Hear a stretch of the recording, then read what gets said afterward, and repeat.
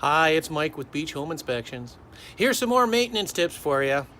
What would you look for when you want to inspect your sidewalks and patios? Let's have a look. So here we have a very typical sidewalk patio combination we see a lot of in the Lower Mainland.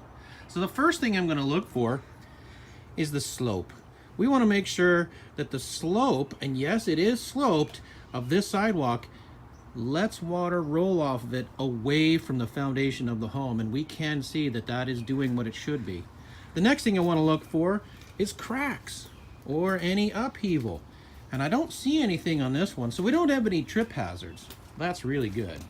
When we come over here to the patio, there is one thing that I noticed. The slope is good, yes, but right here at the stairs, at the base, we don't have any protectant between this wood and this concrete.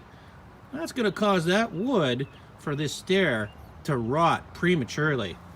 I would recommend that we have something placed underneath there, some kind of plastic, or better yet, maybe a piece of asphalt shingle, just to give this stair a little bit of protection from that concrete. Well, there you have it. A few tips for you. Have a great day.